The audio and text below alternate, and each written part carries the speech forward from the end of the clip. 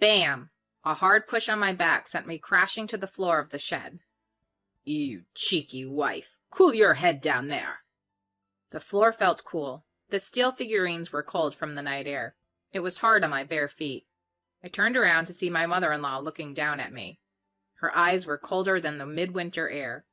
She didn't see me as a person, despite being a wife. How dare you sneak out of the house just because you can't stand my guidance? Don't be so selfish after being married once. I've reached my limit, Mother. I spend every waking moment doing the housework. Yet every day you bully me, I'm going crazy with stress. Don't be weak. You're just not doing the duty as a wife. As she said that, my mother-in-law took the smartphone out of my hand. Ah, well, you'll just have to sit there and reflect for a while. It's going to be cold tonight, but if you don't get hurt a little bit, you're not going to understand, right? Don't do it, Evelyn. If you lock me in a shed in the middle of the winter like this, I'd... Oh, by the way, you're a sickly one, aren't you? You think you'll make it till morning? Wait for the sun to rise, okay? Evelyn! Ignoring my protest, she slammed the storage door behind her. While I was still clinging to the door, I could hear the sound of a heavy padlock being locked. I heard my mother-in-law's footsteps walking away. I crumbled to the floor again. How cold. My mother-in-law's treatment of me was even more chilling than the cold feeling on my bare feet. And although she had always been a bully to me, I, who had a chronic bronchial disease, could not bear the thought of her going this far. I repeatedly coughed. I didn't think I'd make it to the morning. I might lose consciousness at this point. How could I have let this happen to me? I was choking on my own tears, and my groaning was almost inaudible. At that moment, Are you all right? The sound of banging on the door of the storeroom was a familiar voice to me. On the other side of the door, there seems to be someone struggling to unlock it, and in my mind's eye, I was replaying my encounter with that person in the fading scenery. I'm an ordinary full-time worker. I became a housewife at the age of 38. It's my first marriage, but I met my now husband relatively late. I spent my 20s taking care of my parents. By the time I took care of my father and mother, I was long past my mid-30s. I was working as a clerical worker for a small printing company, and I was managing to make ends meet. I felt like a weight had finally been lifted off my shoulders, but all that I, person in her 30s, had left was time alone without my family. How empty. In the midst of my daily depression, Joshua, the man who would become my husband, approached me. Would you like to have dinner with me? He was a salesman for one of my clients, so he was in and out of my office frequently. Apparently, that's where he first met me. He was 36 years old at the time. He said he wasn't as strong as he was when he was younger, but from my point of view, I found him to be a very energetic and attractive man, especially since I had a chronic disease of the trachea and I was not a very active person. Maybe that's why my husband seemed more energetic to me. After 6 months of dating, we decided to make it official. When my husband proposed to me, saying, "It's time for me to get serious about my life," I said yes without hesitation. I think things were going well right from the start. He was kind to me. He allowed me to be a stay-at-home housewife because of my chronic illness. I'm fine as long as I get to drink the soup you make. My husband was not a very particular person. Except for his work, he had no hobbies or interests that would keep him out of the house. After we married, he got a promotion. He was disappointed that he had to travel a lot and work overtime. In our smooth-sailing marriage, there was only one problem: my mother-in-law. After our marriage, we moved in with my husband's parent. My husband's father passed away early in his life. He thought he could not leave his mother living alone.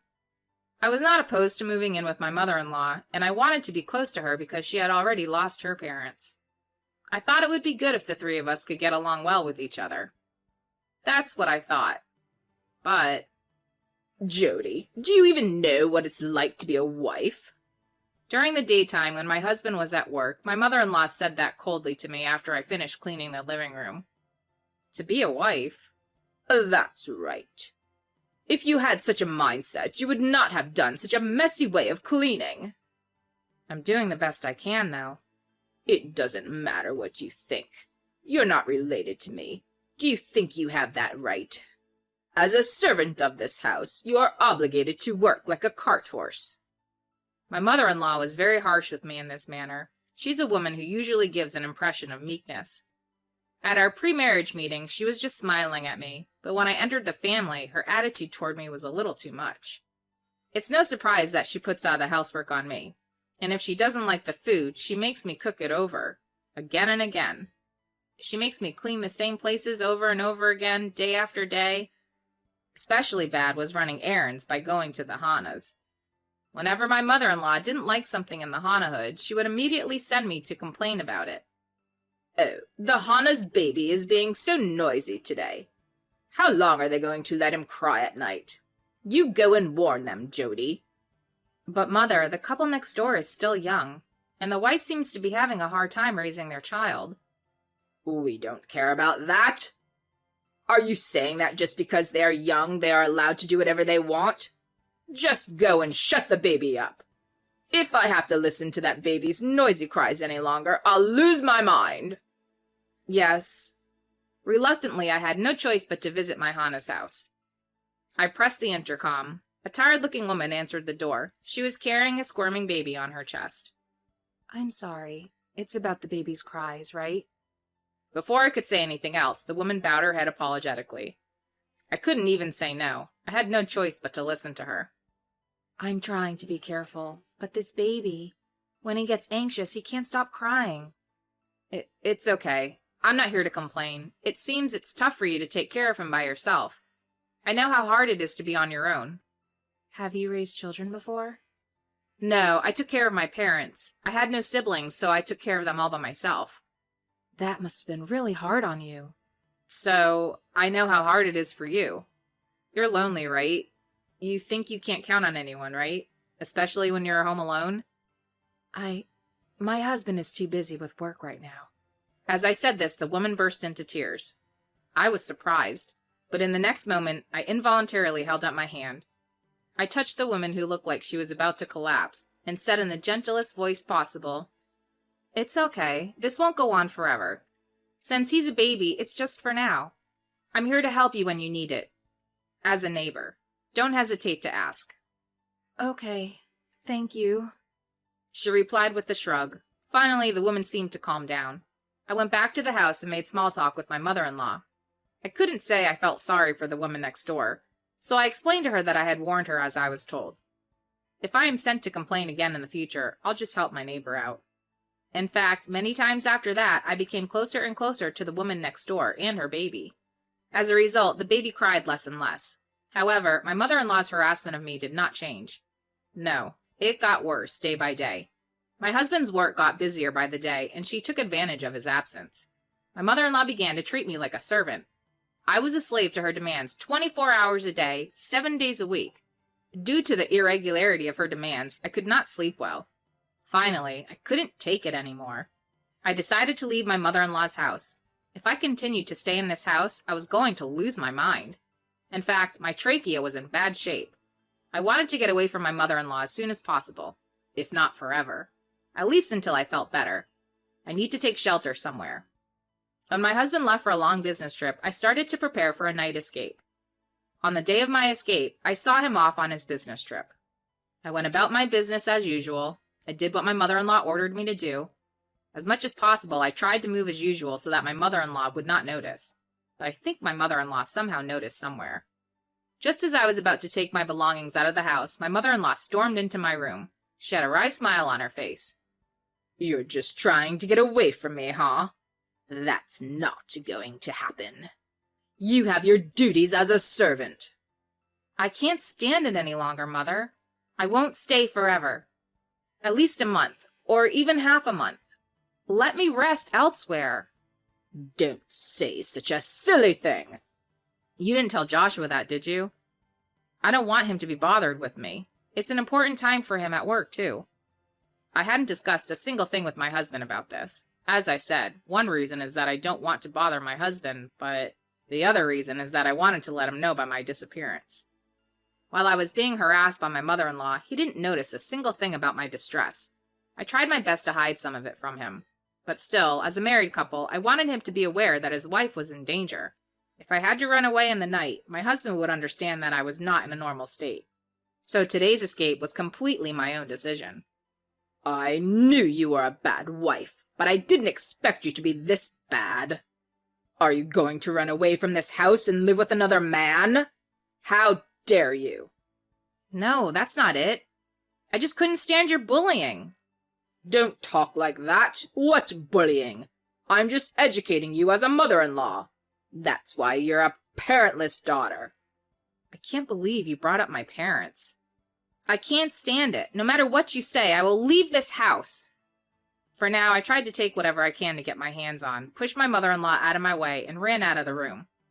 But the moment I tried to push her away, I felt a pain in my chest. I felt as if I was choking.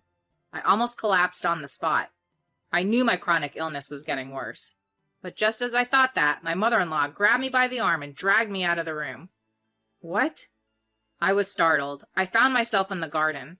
The night air tingled on my skin. She pushed me off the porch. I wasn't even allowed to put on my shoes. Come here. I was forcibly led away. She took me to a shed in the yard and shoved me straight into the shed. The shed, which was usually full of tools for tinkering in the garden, was filled with an earthly smell. You'll have to reflect in here for a while. In here? You disobeyed me, didn't you? A servant has to know her place. Fortunately, Joshua is going on a business trip and won't be home for a while. I don't have to worry about anyone looking in on me. You can stay here for a few days and cool off. Wait a minute. I'm sick. I'm sure your body will respond well to the cold weather these days. It's a nice feeling. And with that, my mother-in-law closed the far door of the storage room with great force. While I hung on the door, I heard the sound of a heavy lock slamming shut with a clank. My mother-in-law really wants to lock me in here. Evelyn! Evelyn! I repeatedly banged on the door and yelled, but soon my chest began to ache. It was hard to breathe. It was cold. In addition, the earthly smell of the shed hurt my throat. If I don't do something, I'm really going to collapse here. If I lose consciousness, I'm finished. I'm so cold and dusty. I would never wake up again. Help me. I managed to squeeze that out. I slammed my hand against the door with all my might, but my energy would soon run out. I'm truly helpless.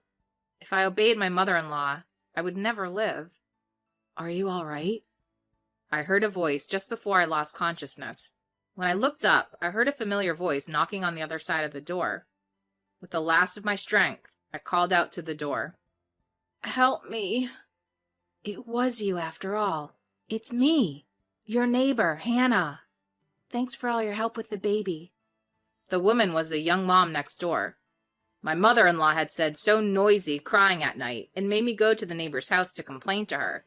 But actually, I had already helped her to take care of her child many times under the pretext of going there to warn her. Now my husband lives with us. I was worried about you. But why did you... There was a lot of noise outside. My husband and I were checking out what's going on. Then we saw you being shoved in the shed. We were so surprised. The shed was locked, though. I'll see if I can get it open, but this padlock is very strong. It seems that Hannah's husband was pulling the lock with all his might. But that didn't help with the metal lock. He said he would get some pliers and left a bit. And that's when all hell started to break loose. Although he brought the pliers, it was still no match for the padlock. The couple even brought out a hammer and saw. Even so, they didn't leave it to chance. The noise seemed to attract people from the neighborhood one after another. Finally, someone seemed to have called the police, and even the sound of the police sirens could be heard. Finally, my mother-in-law noticed the commotion in the yard and came back. There she met the police officer who had arrived at the scene. My mother-in-law was making some sort of lame excuse. Finally, the policeman said, "Bring me the key to the padlock." She then rushed back to get the key. I was released from the storeroom about 30 minutes after I was locked in. After a long night, I was in a daze and was carried straight to the hospital. By the next day, I was conscious, but the condition of my trachea was still unpredictable. So I was to stay in the hospital for a week for rest and recuperation. As for my mother-in-law, she was taken away by the police officer who came to the scene. She was taken to the police station for further questioning, where she was scolded extensively. I didn't do anything! At first, my mother-in-law was refusing to tell the truth. But Hannah and Nick recorded the whole thing on their smartphone, and so all of my mother-in-law's deeds became clear. In the recording, you could clearly see my mother-in-law pushing me into a storage room and padlocking the door. I couldn't thank the couple enough for coming up with the idea to record it. It must have been a great crime, but when the police asked, "Do you want to report it?" I shook my head. I didn't want to make a big deal out of it. Above all, when my husband found out what had happened, he promised to remove my mother-in-law from the house. I'm sorry I didn't see it before. After visiting me in the hospital room, he got down on his knees and apologized. My husband's pale expression made me feel afraid of him. In my stubbornness, it was my fault for not discussing it with him. We agreed to communicate well as a couple from now on, and so the problem between us was settled. When my mother-in-law was evicted from the house, she had no choice but to move to a cramped apartment by herself. She has no friends to visit her there, and she is living on her late husband's pension. She contacted me several times to apologize. I firmly refused her apology. I gave her an ultimatum that if she contacts me again, I told her that I'd talk to the police. I don't want anything to do with her anymore. I have a good relationship with the couple who helped me. It seems that their child will be starting kindergarten soon. I'm going to pop in and give my noisy neighbor a gift to celebrate his having started kindergarten.